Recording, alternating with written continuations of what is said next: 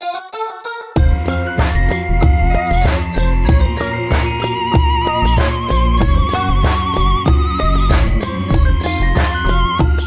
à tous, on va commencer le deuxième épisode de Stackcast avec Jean-Baptiste Roncin, Head of Sales chez Lucky et Market Manager chez Airbnb. Tu connais, t'as écouté le premier un peu, tu vois un peu comment ça peut se passer? Ouais, bien sûr, je commence, mais maintenant je veux pas non plus trop copier la première fois. Ok.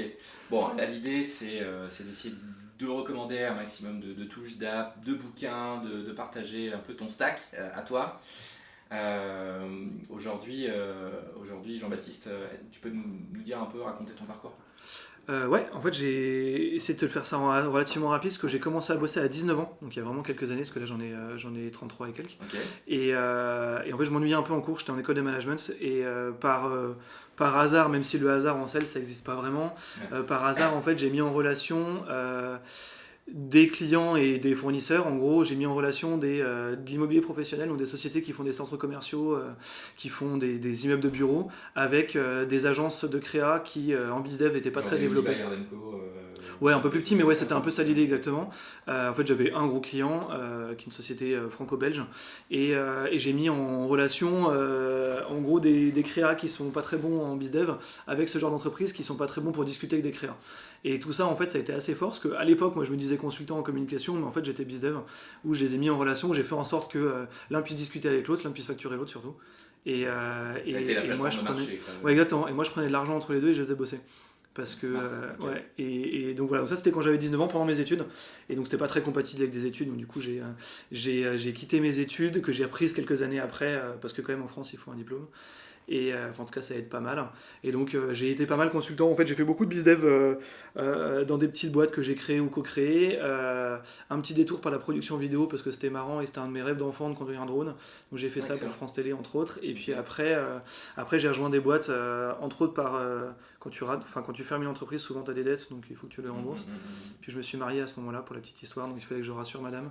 Et du coup voilà, je suis rentré salarié il y a quelques années, et à ce moment-là je suis devenu chef des ventes, head of sales, enfin tu l'appelles comme tu veux, au fur et à mesure dans pas mal de boîtes différentes, différents types de marchés, parce que du coup mon métier principal est de convaincre les gens, de les faire vendre. Donc ta formation de départ, il n'y a pas forcément de lien avec... Alors pas tellement, ouais. En fait, il y a un énorme lien que j'ai découvert après. En fait, ma formation de départ était management, école de commerce en gros. Donc bon, le lien tu peux le trouver assez facilement. Oui. Mais sauf que ça, je me suis parti, et les études que j'ai reprises, j'ai fait un master de recherche en pédagogie. Okay. Et en fait, la pédagogie... la recherche. Ouais, exactement. Master de recherche en pédagogie, ça fait hyper bien, dit comme ça. Mais en fait, en gros, ce que c'est que tu t'apprends à créer des formations, donc tu apprends à partir d'un besoin et à créer quelque chose après. Et en fait, partir d'un besoin et à créer quelque chose, c'est très très proche du métier de bizdev, très très proche du métier d'head of sales, du métier de sales au sens large.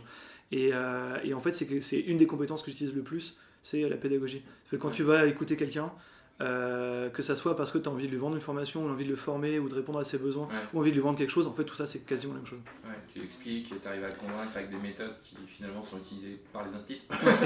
mais exactement, et en fait c'est hyper intéressant. Alors c'est plus formation de type formation d'adulte que formation d'enfant, mais ouais, en fait c'est ça. Et quand tu as compris quelqu'un, en fait tu arriveras beaucoup mieux à lui vendre quelque chose, même si c'est une offre sur étagère.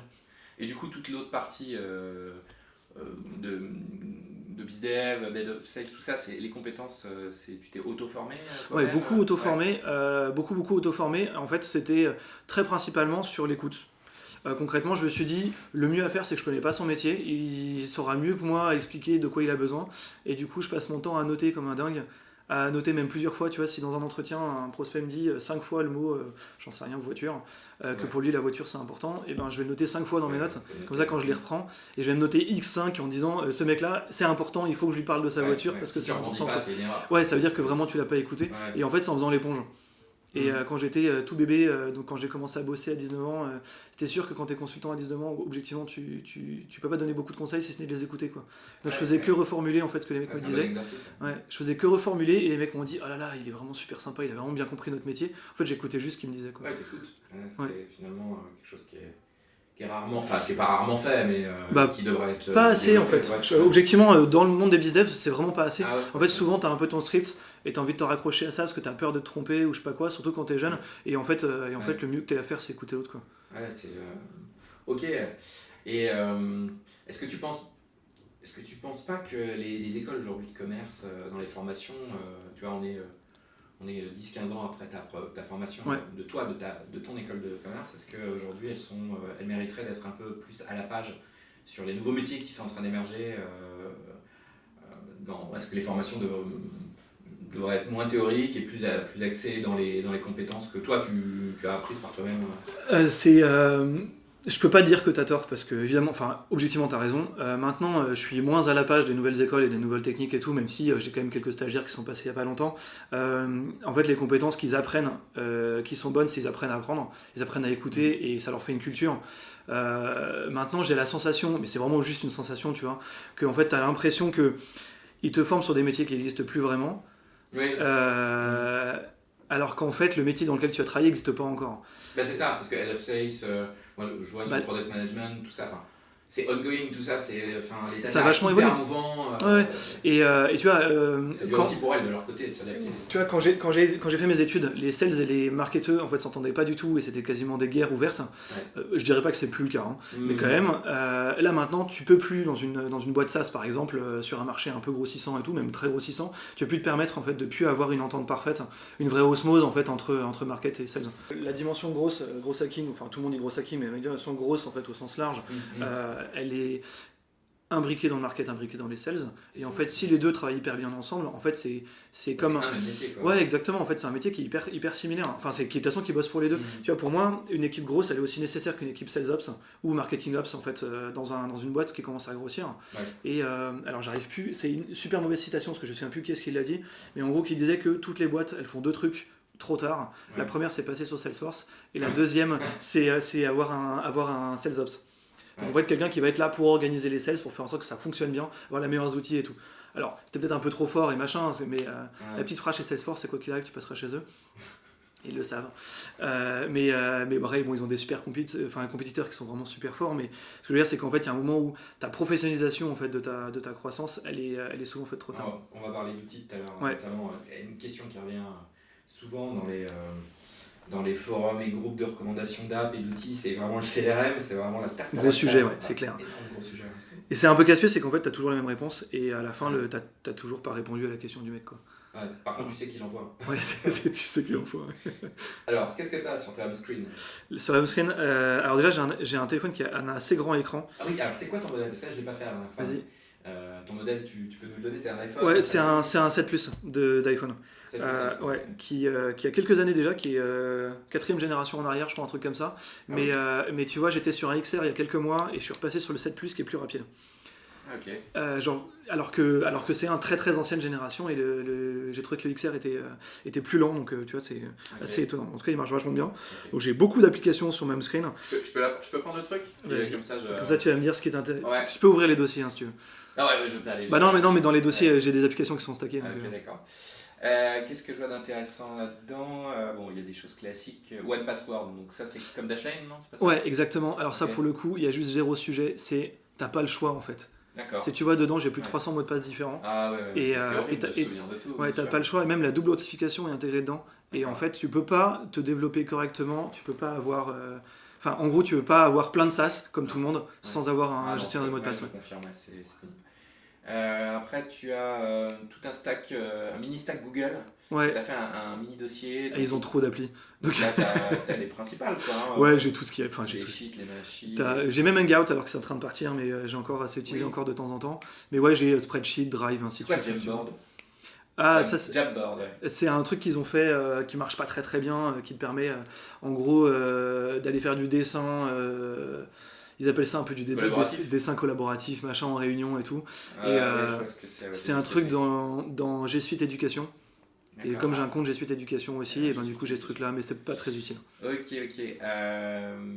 Musique, Sonos. Sonos, bah, tu sais, c'est les enceintes petit room chez moi, ça c'est du pur perso. Ah oui, ça c'est mais c'est hyper utile. Bring. Ouais, alors ça c'est trop bien, et pour les entreprises petites boîtes et pour le perso. C'est Bring, en fait c'est une startup suisse qui a fait ça, et c'est une liste de courses. Et en fait t'as tes listes de courses pour le boulot et pour la maison, Et en gros, chez moi, j'ai ma femme qui remplit ma liste de courses et moi aussi, et le premier qui va faire les courses, et du coup, c'est ce que l'autre a mis dedans. Alors, et en fait, pour le boulot, c'est pas mal. Moi, je fais ça avec ma femme aussi, mais j'utilise Keep, non Note. Ouais, Note, ok, ouais. Et aujourd'hui, Note, tu peux partager en temps réel. Et moi, à chaque fois que maintenant que je vois un nouveau service, une nouvelle app, je me dis avant, est-ce que je peux le faire? Est-ce que je peux résoudre le problème déjà avec les applications natives? Et souvent, c'est le cas. Souvent. Ouais, et sauf qu'en fait, j'utilisais Keep.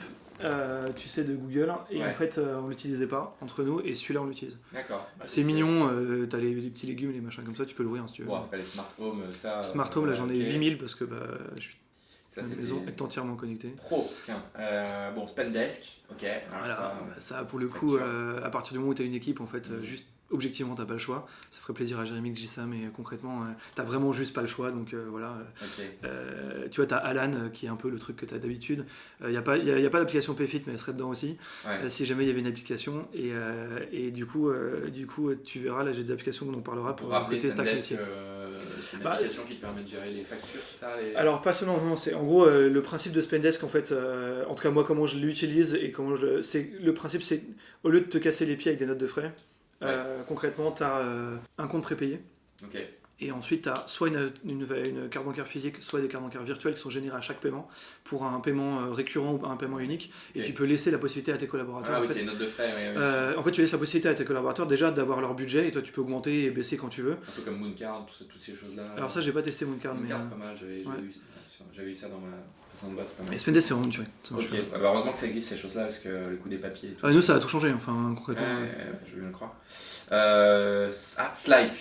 Alors Slide, ça fait partie de ma stack métier. Je l'utilise depuis très longtemps. C'est Slack, ça. C'est entre autres plugé à Slack, mais c'est surtout une application de notes. Et en fait, tout le knowledge de l'entreprise en gros, c'est conçu pour prendre tout le knowledge de l'entreprise, pour qu'à chaque fois que tu aies une note à faire, que ce soit un minutage de réunion ou des process, tout soit dedans. Et sincèrement, c'est le truc que j'utilise le plus. D'accord, Slide, tu utilises vachement ça. Mon Launcher, le ticket resto, Hotel Tonight. Ça, c'est parce que je suis chez Airbnb, donc forcément, c'est une application métier et qui a été achetée par Airbnb il y a pas longtemps. Livy, c'est quoi? Ça doit être un truc de santé. C'est en fait un truc de santé qui va avec Alan. C'est leur partenariat de consultation en ligne. Ok, d'accord. Synology. Synology, je sais pas si tu connais. Synology, c'est les disques durs NAS. Ouais, c'est ça. C'est en fait qui permet d'avoir toute ta bibliothèque de photos. Ça, c'est mon truc métier perso. Et en fait, tu vois, j'ai 21 Tera chez moi dans un NAS, dans un NAS Syno. 4 disques durs. Exactement. J'en ai 4, non 5. J'en ai 5 parce que du coup, il y en a un qui est bouffé pour faire des backups. Et en fait, j'ai toutes mes photos, toutes mes données. J'ai ma musique aussi. C'est vraiment indispensable d'avoir ça quand t'as. Alors, là, je parle plutôt du côté. Photo, parce que moi je connais sous le nom de la photo, mais dans une de mes anciennes boîtes on l'avait même en pro, en fait c'était en interne, et en fait c'est hyper pratique parce que c'est extrêmement rapide, parce que c'est installable sur n'importe quel ordi, sur ton téléphone et tout, et tu vois là je peux regarder mes séries et mes films qui se téléchargent tout seul sur mon NAS, mais aussi chez moi tout mon ordi est backupé instantanément, enfin tout le temps, et il y a une copie sur l'ordinateur de ma femme et sur notre NAS, et plus j'ai un backup qui passe toutes les nuits. En fait ça fait 11 ans que j'ai pas perdu de données, quoi. Ouais, c'est hyper intéressant. Moi, j'arrive pas à trouver, mais maintenant, j'ai essayé certainement ça, mais problématique de la gestion des photos, et j'avais cette problématique, comme énormément de gens, il y a au moins 6-7 ans. 6 ans quand j'ai commencé à passer sur les photos, et quand t'as trop de photos, trop de vidéos... Synology, moi c'est parce que je prends beaucoup de photos. C'est déjà il y a 6 ans ce qu'on m'a recommandé. Moi je prends énormément de photos avec mon téléphone comme tout le monde, mais surtout avec un appareil photo qui est un peu meilleur. Et en fait les photos prennent beaucoup de place, et en fait je veux pas les perdre, et donc du coup tout ça c'est synchronisé, et comme j'ai la fibre, et ça me permet de partager directement le lien, j'envoie pas les photos, c'est génial. TV Time. TV Time, tu connais, c'est le suivi des séries. Ça va avec Netflix, et c'est l'application de suivi des séries qui est hallucinante, qui a été créée par des Français. Et ça fait quoi? En fait, en gros, tu mets toutes les séries que tu as vues, et du coup, tu en proposes d'autres qui ressemblent. C'est et surtout, un moteur de suggestion comme dans Netflix, et surtout de suivi de séries. Et de suivi, En fait, dans Netflix, le moteur est pas hyper bien fait de les séries que tu as en cours ou je sais pas quoi et tout. Et c'est que Netflix. Et mais ça, en gros, tu prends n'importe quelle série, et en fait, il va te dire quand est-ce que l'épisode va sortir. Il va t'envoyer une notification quand c'est sorti, quand ça reprend, les séries que tu as aimées, machin et tout. Voilà. Top, c'est bien. Ça, j'en suis pas mal. 9gag, donc ça c'est... Bon, ça je perds trop de temps dessus, mais ça, tu dois perdre un temps monstrueux. Un peu trop, ouais. Revolut. Revolut, voilà, c'est ma banque principale. Ouais. J'ai sorti les banques. Ok. J'ai une banque pour mon emprunt de maison et le reste c'est Revolut. Et Crunchyroll? Crunchyroll, bah, c'est pareil que Netflix, sauf que c'est pour les animes. Alright, ok. On a fait à peu près tout et t'as oublié NordVPN qui est incroyable. C'est quoi Ah oui, le VPN Ouais. pour être discret. En fait, ouais, dès que tu es sur un Wi-Fi public, Ouais. en fait, je Et l'active. Et après, il y a certains services auxquels tu peux pas accéder si jamais tu as une adresse IP qui est européenne Ah ou oui, machin. pour Et donc, du déclencher coup, les services, ouais, exactement. Et du ça. coup, bah, tu le sors aux États-Unis, tu sors en Asie, tu sors en machin. Ouais, Et ça, c'est assez indispensable quand tu veux. incroyable. Ouais. Ouais. Bon, super. Écoute, petite question, est-ce que tu as des daily habits? Mes daily habits. Des espèces d'habitudes que tu te fixes la parce que première- tu lis des bouquins, que tu te dis tiens là je vais faire une to-do list et la méditation, etc. Alors, je vais te faire rigoler. La première daily habit, c'est m'occuper de mes enfants qui me réveillent, parce que c'est eux qui me réveillent tous les matins. Et ça, c'est la première daily habit. Et en fait, ça en a bouffé pas mal d'autres. Parce que concrètement, il faut les amener à l'école, à la crèche et tout. Mais non, la daily habit, en fait, c'est je fais un petit peu le pantouflard. Je profite des daily habits des autres, des gens que je suis sur LinkedIn, avec qui je suis en contact, ainsi de suite, qui eux, en fait, vont me chercher eux-mêmes des super articles. Et du coup, ça me permet, moi, en fait, de lire sur le travail qu'ils ont déjà fait avant, tu vois. Donc c'est un petit peu pantouflard dans le sens où je rate probablement des trucs et puis je me permets, tu vois, je fais ça en deuxième rebond. Mais en fait, ça m'arrange vachement parce que du coup, le matin, je vais passer en général une demi-heure, entre 20 minutes et une demi-heure sur LinkedIn. Du coup, en fait, il y lire a des trucs qui sont ouais, déjà été partagés, likés, Ouais. et il se trouve que je le fais en gros à peu près au moment où les gens le font. Ok. Et donc, tu vois qu'en fait, c'est relativement frais, tu vois. Ok. Et des habitudes peut-être plus perso, tu vois tout ce qui se passe sur les conseils du type méditation, tous les conseils du type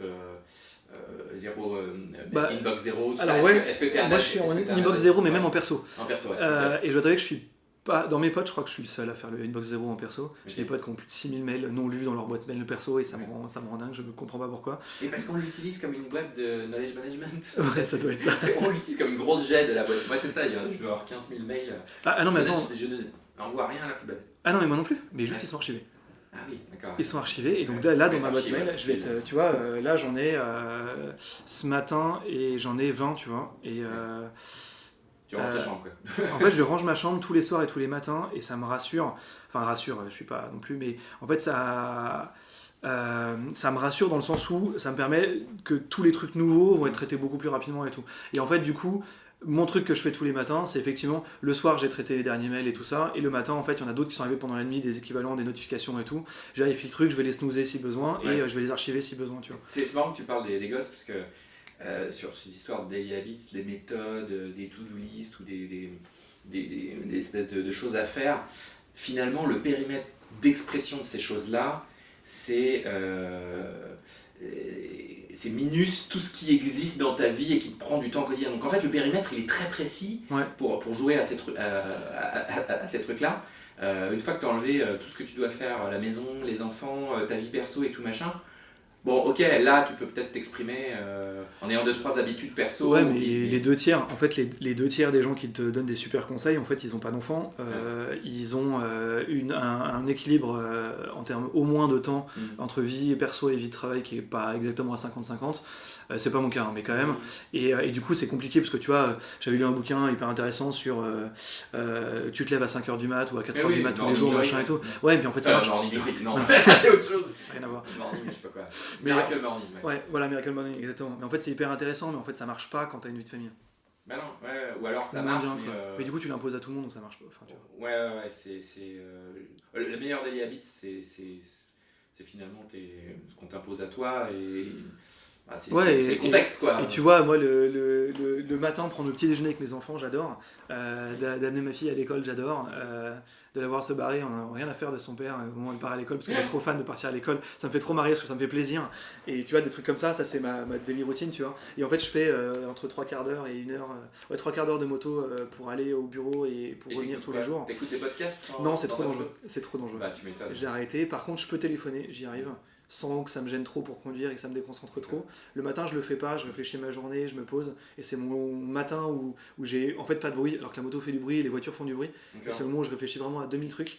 Et ça me permet de vraiment poser les choses. Et le soir, en général, je finis ma journée en finissant mes calls de la journée, tu vois. D'accord, ouais.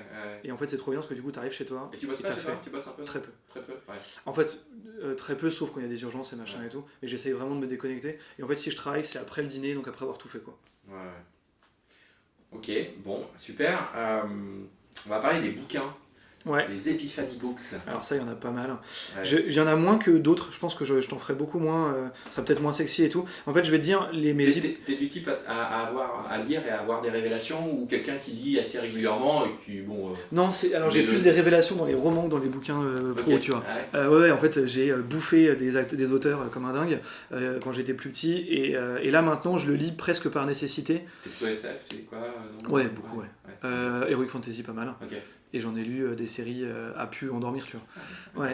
Et il y a une époque où je faisais que les transports en commun, je faisais entre 2 et 4 heures de transport en commun par jour. Ah oui. Parce que en fait, je me baladais pas mal entre les clients et je lisais en gros entre 2 et 4 heures par jour, plus le soir. Et donc, du coup, en gros, t'imagines le temps que tu peux bouffer quand tu passes beaucoup de temps. Et en fait, ça, c'est avant l'Epiphany Book que je vais te dire juste après. En fait, il y a un truc, c'est quand tu bosses dans une jeune boîte qui a une grosse croissance, tu peux pas te permettre de perdre du temps dans les transports en commun et tout. Tu vois, mon grand frère qui m'avait dit, mais c'est hyper égoïste d'écouter de la musique et de rien faire dans les transports en commun. Prends un bouquin, apprends des choses. Prends un podcast, apprends des choses. Et en fait, tu vois le temps que tu passes dans les transports en commun. Même moi, du coup, je lisais même en marchant, tu vois. Et en me disant, en fait, c'est génial. Mais c'est clair que les gens qui font le commute tous les jours sur plus d'un quart d'heure, plus de 20 minutes, il y en a quand même un sacré paquet. C'est clair. Et je me suis toujours dit, il y a un business là-dessus. Je sais pas, de formation, parce que c'est du temps que tu peux consacrer effectivement à avancer dans ta carrière. Mais exactement, ouais. À te former, et on est tous à stalker et tout. Enfin, tu peux stalker en fait tes prospects et tu peux gagner un temps infini. Au lieu de le faire au bureau, tu fais entre les deux. Si tu veux pas travailler dans le métro, bah dans ce cas-là, pas de problème. Juste prends un bouquin et apprends des choses, quoi. Ouais. Et prends un podcast si tu as envie d'avoir des écouteurs sur la tête, et même un podcast historique, tu vois, par exemple Franck Ferrand qui est un mec incroyable, un historien de dingue, et ben tu peux écouter ses podcasts, on a pour 20 minutes et t'apprends 2000 trucs. Ça c'est bien Franck Ferrand. Et t'as des tas d'idées et tout. Après et du ça coup, dépend de l'état de confort et de commodité que tu as dans le commute, parce que si tu es serré comme un jambon, du coup c'est chiant de dire, le podcast ça marche, ouais. Par contre si tu as la prise pour la petite tablette qui va bien pour bosser, là tu fais là c'est différent, exactement. Mais par contre tu peux avoir des trucs hyper intéressants. Enfin, en fait un casque sans bruit, tu vois, un casque anti-bruit avec un bon podcast, c'est génial. Mais après tu as des bouquins audiobooks, et il y a plus de gens que tu imagines qui lisent entre guillemets des bouquins avec des audiobooks. Avec des audiobooks. Moi j'ai un peu de mal, mais ça mais en fait ça marche pas trop mal. T'as des trucs. Je fais ça en vacances tranquille sur ma plage. Je vais pas loin effectivement. Donc je vais dire les Epiphany Books, pour être très franc, en fait c'est quasiment ceux dont tu as besoin. Si tu bosses dans les startups, en fait il y en a où c'est pas qu'il faut que tu les aies lus, c'est qu'en fait comme les gens avec qui tu discutes les ont lus, en fait il faut que tu les aies lus. Et par exemple tu vois le bouquin Who, donc qui s'appelle WHO, exactement. C'est Solve Your First One Problem, qui est en fait en gros celui qui a théorisé un peu les scorecards. Donc concrètement si tu cherches c'est par Smart et Street, donc Geoff Smart et Randy Street. Et en fait ce qui est hyper intéressant, c'est que si tu cherches à être recruté dans une startup, tu as très forte chance, si elle est un peu structurée, qu'ils te recrutent sur des scorecards. Les scorecards ont été le plus théorisés par eux. Et donc, du coup, en fait, si tu comprends pas comment est-ce qu'ils travaillent, en fait, tu perds quelque chose. D'accord. Donc, concrètement, si tu l'as lu, c'est pas très compliqué. C'est un bouquin qui se lit en gros en 2 jours ou un truc comme ça, ou 3 jours. Et ben en fait, tu sais comment discutent les gens qui vont te recruter, donc c'est plus facile. Ok, pour tous ceux qui cherchent du job, clairement, c'est un bon point. Mais comme. Dans la tech. Dans la tech au sens large. En gros, toutes les startups actuelles, en gros, ils ont quasiment toutes lu. Et comme. Toutes les startups qui ont fait des levées de fonds, en fait, ils sont un peu obligés de faire ça, on les pousse à le faire.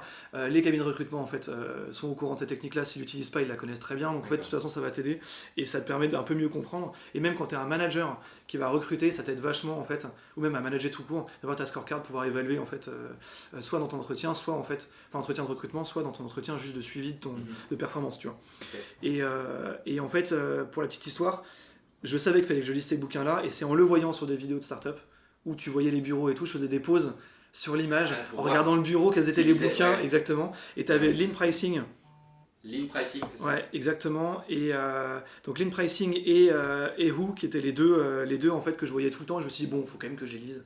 En fait, Lean Pricing, c'est Learn Pricing ou Lean Pricing, et qui a un énorme sujet, en fait, définition du prix. Ah, mais la définition de prix, c'est la catastrophe. Enfin, c'est le truc le plus complexe, en fait, où tu peux complètement foirer ton go-to-market avec une super technique. Et donc voilà. Donc ça, c'est les 2 trucs que j'ai lus il y a très longtemps et que j'ai adoré. Avec Lean Startup, évidemment, de Eric Ries, qui est incroyable, que tout le monde a lu et machin.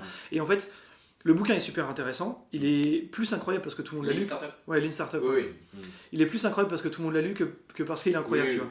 oui. Mais comme tout le monde l'a lu, je trouve, en fait, t'es quasiment obligé de l'avoir lu. Donc Ouais, ça ouais. fait partie du truc où t'as lu du Maupassant à l'école et du coup, tu vois, il faut que t'aies lu, Lean Bon, Startup. tu vois. après, c'est la méthode.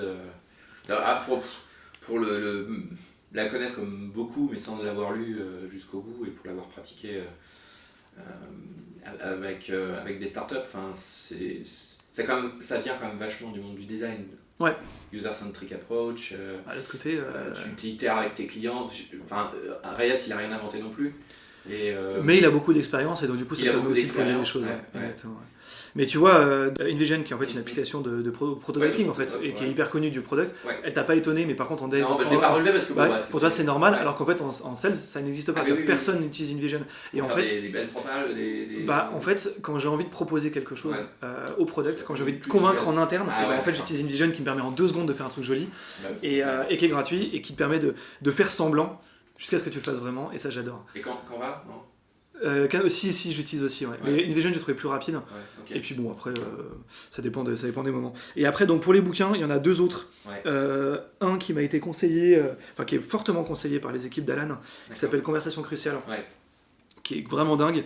En gros, qui va t'aider aussi en perso si jamais tu avais besoin en perso, mais en professionnel, c'est à partir du fait que tu as énormément de problèmes dans l'entreprise qui partent du fait que les gens ne discutent pas assez bien ensemble, que tu as un manager ou un autre qui va pas comprendre qu'il y a une situation qui va être problématique, ou alors que tu réagis pas au bon moment. Des signaux faibles en fait. Ouais, une partie des signaux faibles et Avec une partie. lesquels- Ouais, exactement. Enfin, c'est une très grosse partie des signaux faibles, mais aussi tu sais qu'il y a des conversations qui vont être complexes. Et si tu l'abordes de façon structurée et si tu sais qu'est-ce qui va générer des Tu problèmes, dégonfles. exactement, tu dégonfles. Et puis en plus, ça part des trucs tout bêtes, comme des façons de parler, des types de phrases à utiliser, pas utiliser, la structure d'entretien, la reformulation, dans quel sens tu l'as fait, et ainsi de suite. C'est assez génial. Et ça c'est un investissement temps qui est incroyable. Il faut l'avoir lu. Sur du management. Ouais, bah, de toute façon, et même si t'es pas manager, en fait, si tu mets en valeur ton manager, tu gagnes beaucoup de points, Oui, sachant que ton premier client étant ton manager, Oui, en c'est fait, ça. il y a un moment où il faut que tu sois meilleur. Et après, il y a 10 Marketing Formula, qui est par Gareth Moon, Ouais, qui est vraiment top, surtout pour des sales qui ont besoin de savoir comment est-ce que le marketing fonctionne, ok. et qui du coup, en fait, te permettent... Alors, c'est un peu un bouquin de recettes, mais, Ouais. mais ce qui est intéressant, c'est en fait, plus tu as d'éléments de langage des gens avec qui tu travailles, mieux tu travailles avec eux, donc ça c'est un bouquin qui m'a été pas mal conseillé aussi justement par tous les podcasts un peu sympas ou tous les blogs un peu sympas de market. Mhm. Je me suis dit quand même ça valait le coup. Étant en sales, il faut que je sache travailler avec des markets. Bon, là c'est des bouquins assez métiers quand même, tout ça. C'est bouquin métier, ouais. Donc c'est quoi le stack du BizDev pour toi? Qu'est-ce que tu recommanderais à un BizDev d'avoir dans sa besace? Ah bon, après je te passe les LinkedIn et autres. Ah. S'il y a un truc que je peux te dire auprès de LinkedIn, c'est ça sert à rien de payer le premium. Ah ouais? Parce qu'en fait le premium... Il y a Hunter qui existe. Non. Ouais, mais par exemple, il y a Ouais. Hunter, et tu vois, justement, je l'ai noté aussi en disant, bah tiens, on en parlera tout à l'heure, mais en gros, ça sert à rien de payer le premium tant que t'as pas un social selling index qui crève le plafond. Parce qu'en fait, tant que tu ne l'as pas, le premium te changera pas grand chose en fait. Bah maintenant tu peux pas faire autant de recherches que tu veux. Ouais, t'es bloqué en recherche, mais en vrai, pour l'instant, moi j'ai jamais atteint Ouais. le blocage de recherche. Ah ouais? Ouais, exactement. Parce qu'en fait, si tu l'atteins, probablement qu'en fait tu travailles. Enfin, c'est mon avis, mais probablement que tu travailles pas assez bien. Ok, d'accord. Tu fais peut-être trop de recherche en fait. Ouais. Parce que. Ah oui, t'es pas un CPI dans ta... Exactement, ouais. Et Hunter va pas mal t'aider et tout. Et si vraiment t'es bloqué par les recherches, bon bah ok, vas-y quoi. Mais en fait, tu vois, moi j'utilise exclusivement quand je cherche de boulot. Ouais, Et j'ai ouais, jamais eu ouais. besoin par ailleurs. Ouais, ouais. Et donc voilà, donc du coup, D'accord. voilà, bien utiliser LinkedIn. Avoir un social selling index extrêmement élevé, ça c'est le premier truc qu'il faut que tu fasses. Et Pour rappeler aux gens ce que c'est le social index. en fait, c'est un score que te donne LinkedIn, qui est un score gratuit. En fait. L'expert absolu, tout ça, Ouais, si tu remplis bien ta fiche, tout ça. Alors non, ça c'est un score qui est juste super oui, bien ok. rempli, mais le SSI, donc Social Selling Index, que tu peux le savoir que pour toi, et dans une organisation, je crois que tu peux le partager entre personnes, mais bon, en gros c'est perso, c'est en fait ton impact dans ton métier. Mhm. Concrètement, si tu postes plein d'articles, si les gens qui réagissent à tes articles sont du même métier que toi, Mhm. sont reconnus comme experts, ben dans ce cas-là tu gagnes des points, un truc de dingue. Si quand tu partages un article, c'est D'accord. beaucoup vu, voire partagé par des gens du même métier que toi qui sont experts, ben du coup tu as un social selling index qui est très élevé, c'est-à-dire qu'en gros tu es considéré comme quelqu'un de valeur en fait dans ton métier. Et c'est ce qui... Ça apparaît où en fait Alors en fait ça apparaît, si tu tapes social selling index LinkedIn, et ben en fait ça va te le sortir, et moi je passe Ok. que par Google pour le retrouver parce que je sais plus comment le faire dans Ah oui, dans d'accord. LinkedIn. Ouais. Mais par Je contre, ça mettrai- n'apparaît pas. Mais en fait, c'est LinkedIn considère enfin, ce score-là pour pousser ou pas tes articles D'accord. Ah oui, devant la communauté. devant la communauté. Ouais, exactement. Et tu as dû avoir des notifications en disant l'article de telle personne a été sélectionné par LinkedIn. Oui. Tel machin fait un gros buzz. Et ben en fait, c'est fondé sur ça. Ouais. Donc à part ça, en fait, moi j'utilise Slite. Donc une Ouais. startup française qui a été fondée par eFounders. Ouais. Slide. Ouais, Slite, S-L-I-T-E, qui est en fait une application de notes.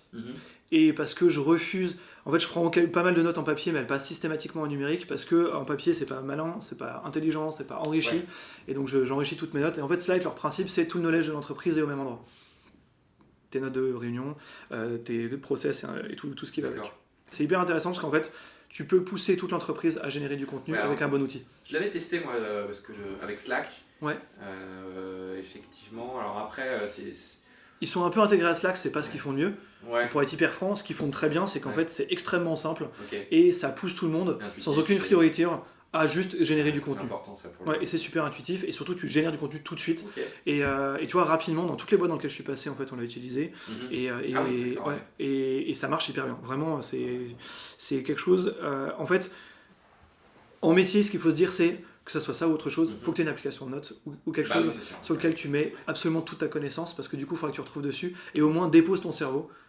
Utilise pas ton cerveau à retenir des choses, ça sert à rien en fait. Ouais. Retiens des choses humaines qui sont pas transcriptibles, enfin tu vois que tu peux pas écrire, Ouais. et tout ce que tu peux écrire, tu l'écris. Et comme ça, tu t'en Ouais, c'est rappelles. c'est le knowledge management, la gestion de tout ce que tu lis et consommes. C'est vraiment intéressant parce que en 2019, on a toujours pas, en termes d'usage, bon, ça c'est une app Ça pour un aide, usage ça, professionnel, mais